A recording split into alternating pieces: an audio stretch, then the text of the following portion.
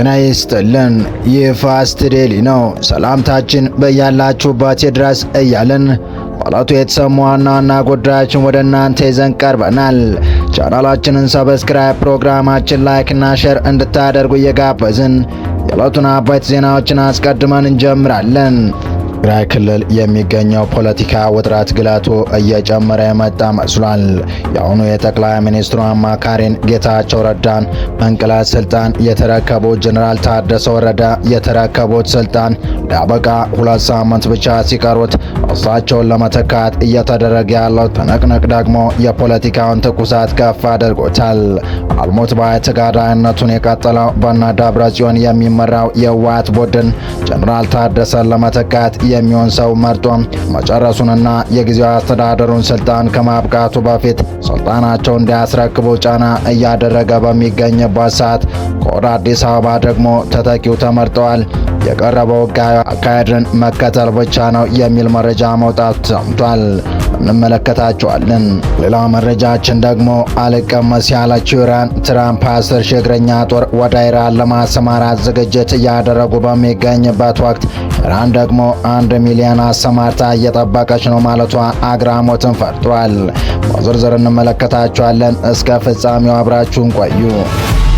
5 ያህል የትግራይ ፖለቲካ ድርጅቶች የትጥቅ ትግል የጀመሩ አማጽያና የቀድሞ የመከላከያ ወታደር መኮንኖች የታቀፉበት አዲስ ምክር ቤት በቀጣዮች ቀናት መስረታውን ይፋ እንደሚያደርግና የትግራይ ክልል አስተዳደር ለመረከብ ራሱን እያዘጋጀ መሆኑ ከተለያዩ ምንጮች የሰሙ መረጃዎች ይጠቁማሉ።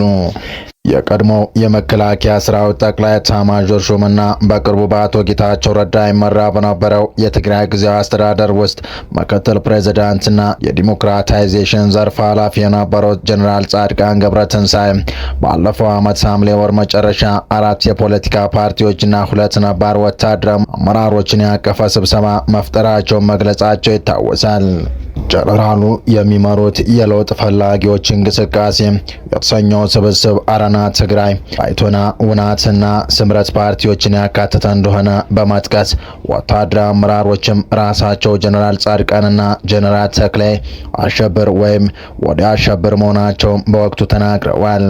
ይኸው ስብስብ በውስጡ የታቀፉት አባላት ፓርቲዎች ላይ ለውጥ ያደረገ ሲሆን በአሁኑ ወቅትም ስምረት፣ ባይቶና፣ አረና ትግራይ፣ ቶንሳይ ሰባ እንደርታና ቃንጪ ሀቂ የተባሉትን 5 የፖለቲካ ፓርቲዎች ያካተተ መሆኑን ሰምተናል።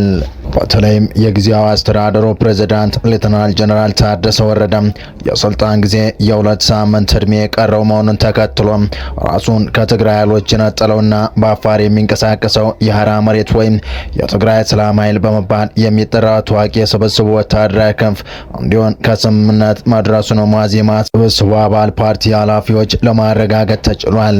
5 የፖለቲካ ፓርቲዎች ለየብቻ ሲንቀሳቀሱ መቆየታቸውን ገልጸው በክልሉ ውስጥ ያለውን ስርዓት ለማስወገድ ብቸኛው አማራጭ ራይቶ መንቀሳቀስ እንደሆነም ነው ብለው እንደሚያምኑ ኃላፊዎቹ ይናገራሉ። ጀነራል ጻድቃን ገብረትንሳኤ፣ ብርጋዴር ጀነራል ገብረ እግዚአብሔር በየነ ወይም ወዲያን ጥሩ፣ ሜጀር ጀነራል አበባው ተክለ ሃይማኖት ወይም ጆቤ፣ ኢንጂነር አሰፋ አብርሃም እና ጀነራል ተክላይ አሸብር ወይም ወዲያ አሸብር በተመሳሳይ መልኩ በየፊናቸው እንቅስቃሴ ሲያደርጉ መቆየታቸውን የገለጹት ኃላፊዎቹ ፖለቲካውና ወታደራዊ ክንፉን በማጠናከር ወደ ትግራይ በመግባትና ስርዓቱን ማስወገድ ዋነኛ ዓላማው አድርጎ እየተንቀሳቀሰ እንደሆነ ተነግሯል። የህወሓት አመራሮች ጊዜያዊ አስተዳደሩን ሙሉ በሙሉ ለመቆጣጠር ጥረት እያደረጉ ነው ያሉ ሲሆን ይህ እንዲሆን አንፈቅድም ብለዋል። ቀጣዩን የጊዜያዊ አስተዳደርነት ቦታ በመቆጣጠር ክልሉን የማስተዳደር ጥረት መጀመሩን ይህን ለማሳካትም መንግስታዊ ቅርጽ ያለው ምክር ቤት እንደሚቋቋም ተናግረዋል። የጊዜያዊ አስተዳደሩ ፕሬዝዳንት የስልጣን ጊዜ ከማብቃቱ በፊት በቅርቡ በአዲስ አበባ ይፋ እንደሚደረግና ለስራ ማስኬጃ እንዲሁም ለሰራዊት የሚሆን ገቢ የማሰባሰብ ስራዎች ለመጀመር እቅድ መኖሩም ታውቋል።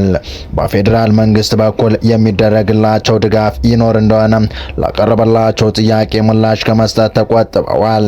2016 ዓመተ ምህረት አጋማሽ በህወሓት ውስጥ የተፈጠረውን ልዩነት ተከትሎ በርካታ የክልሉ የቀድሞ የፖለቲካና ወታደራዊ አመራሮች ከህወሓት መደበኛ መዋቅር በመውጣት የራሳቸውን የፖለቲካ ስብስቦች እያጠናከሩ ይገኛሉ።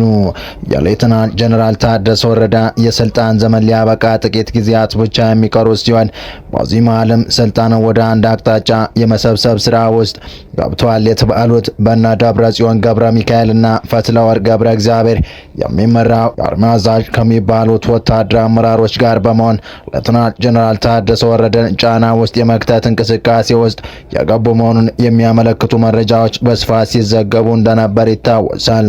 ህወሓት በምርጫ ቦርድ ከፓርቲነት የሰረዘው እንዲሁም ታጣቂዎቹ ደግሞ በፕሪቶሪያ ስምምነት መሰረት ትጥቅ መፍታት የሚገባቸው ቢሆንም በአሁኑ ሰዓት ሁለቱ ኃይሎች በጥምረት የጀነራል ታደሰ ወረደን የጥቂት ጊዜ ስልጣን ሊሻማ የሚችል ራሱን የቻለ የበላይ ጠባቂ ካውንስል ወይም ምክር ቤት እያቋቋሙ መሆኑ ታውቋል።